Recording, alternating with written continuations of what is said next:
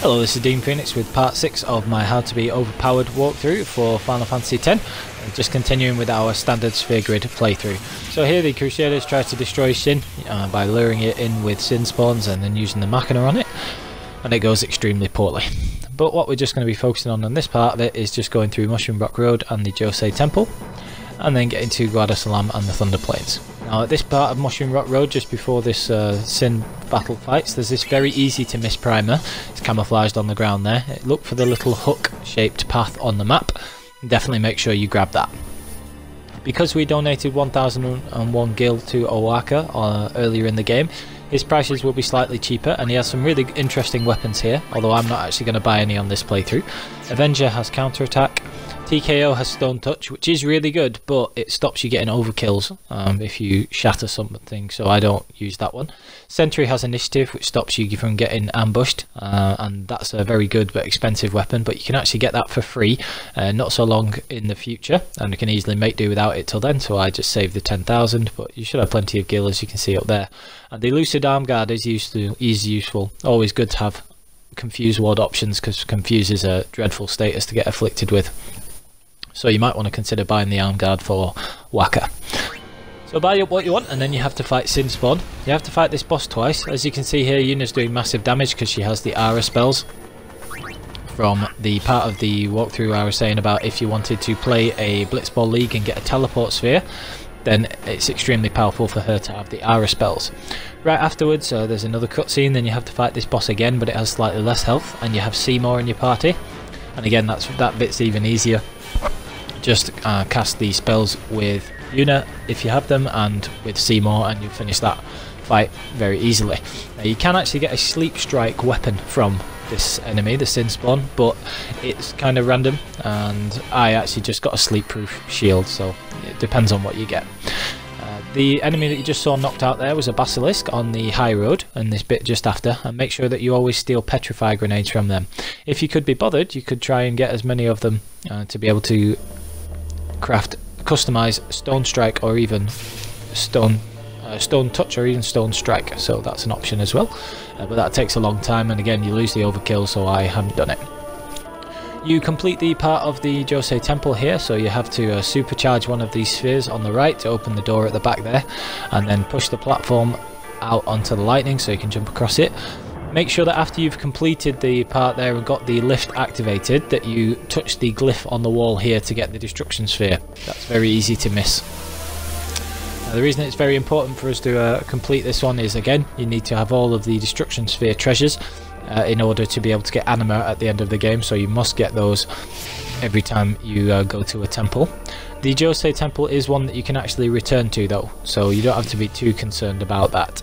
Now, just coming back to what I was saying before about the Basilisks that you can fight on the high road, you steal Petrify grenades from them, which is very useful because you can make use of the use command and throw Petrify grenades and shatter some enemies, which can be very useful. But also what you can do is you can customize either Stone Touch or Stone Strike on a weapon. Now the reason I'm saying that I don't bother with doing that is because if you do turn something to stone, then you don't overkill it, so you get less AP, so I'd rather just be strong and knock them all out. But in any case, you got the destruction sphere here, and you just put that in the pedestal to get a magic sphere. Now this magic sphere you can actually use with Kimahri after we've got a level 2 key sphere and he breaks into Yuna's grid. There's a certain point where that level 2 key sphere is. When you've cleared the node, it leaves it as a free node, and you can put that there so that Yuna and Kimahri can both use it as they get to that point in Yuna's grid. So that's just worth bearing in mind, but you need to make sure you get it just for it because it's the destruction sphere prize. There's a few things to get here. Absolutely make sure you talk to this guard, because part of the being overpowered in this walkthrough is going to have Kimahri get holy, which he can do extremely early with the standard sphere grid, which this playthrough is using. So you want that halberd to add 20% magic and make his holy do even more damage, even though it does outrageous damage when you get it anyway. So make sure you do that. A couple of other items to get here as well, and then there is also Kyo, who is a very good defender. You can see there 15 attack, that's extremely high. He's a good defender if you wanted somebody different, but although he is expensive at 300 a game.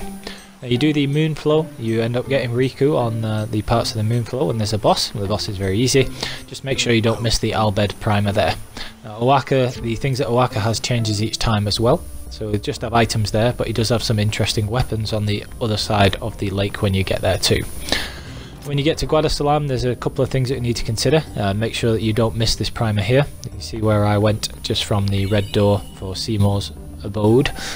I just come up to the left and you can get an Albed primer here. Make sure you've got that. And then this is where you get customise as well, because Rikku's joined your party. When you get here, you get customise and you're able to customise some weapons and things. Now in this shop you'll have O'aka with some weapons again, and the things that he has can be slightly cheaper than from buying from the merchant right next to him. Fatal K at Sith has Death Touch, and that's again interesting, but again if you use that then you don't get the overkill for it, so it's not something that I wanted to do myself. I've got Devastator and Shimmering Blade, and if you wanted you could buy a load of eye drops and customise Dark Touch onto Shimmering Blade, which is useful. And then what you'll definitely want is the Baroque Sword here. Now there's a weapon coming up that's strength +3 and first strike ability, and that costs 12,000 gil. But because we already have the return sphere and now we can customise things, we can make a better version of that for free.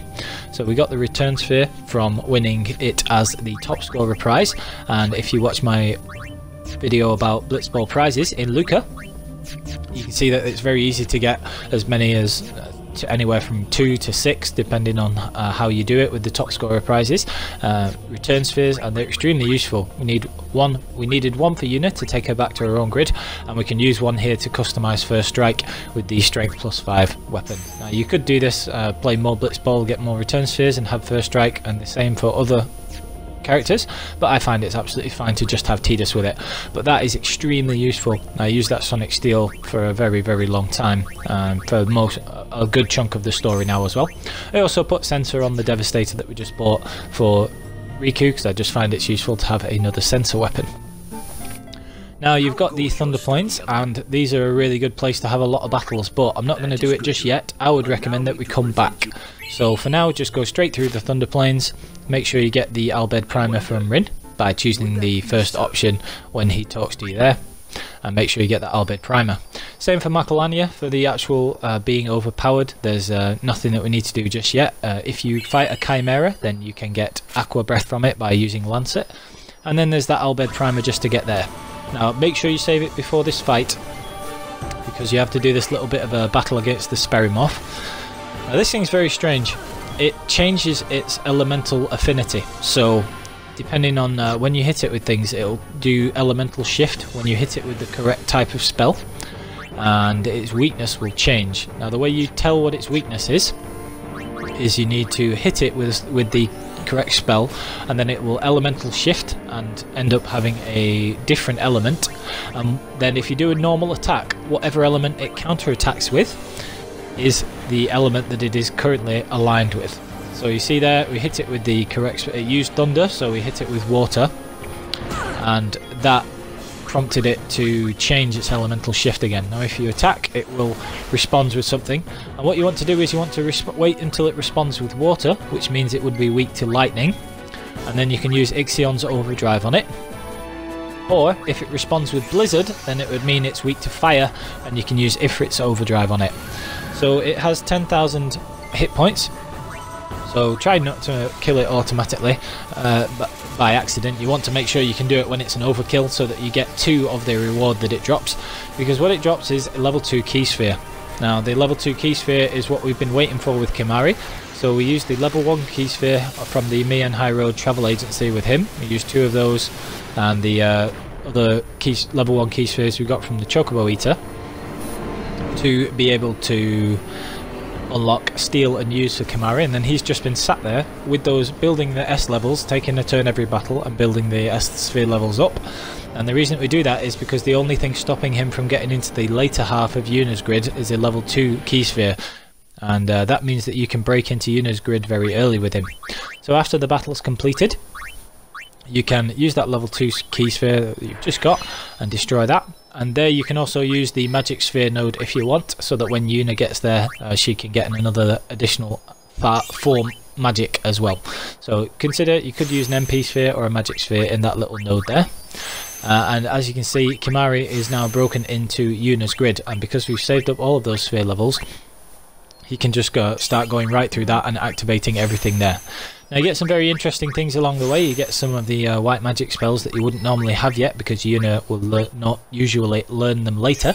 So he gets Reflect and Dispel, and a lot of these are +4 nodes because they are later in Yuna's grid. So Kimahri ends up getting a lot of evasion and a lot of agility, and also a good amount of magic, and you can see there that's a magic increase by 4, and so that's an enormous amount. So he gets a lot of MP and magic defense, and especially the magic stat. Now it takes 38 sphere levels to get to Holy, and as you can see, even though I've been using him extensively and had those extra levels from the SS Licky earlier in the game from doing that grinding, which was part 3 of the walkthrough, I haven't been grinding any more than I need to, so I haven't been grinding along the way, because I want to get the balance of being as quick as possible whilst not wasting things on unnecessary grinding. So what we're going to do is, now that I've unlocked this part of the grid with Kimahri, I am going to actually go back to the Thunder Plains, and that is going to be the next part of the walkthrough, because the thing is that Holy is extremely powerful, because you're not supposed to have it yet, obviously.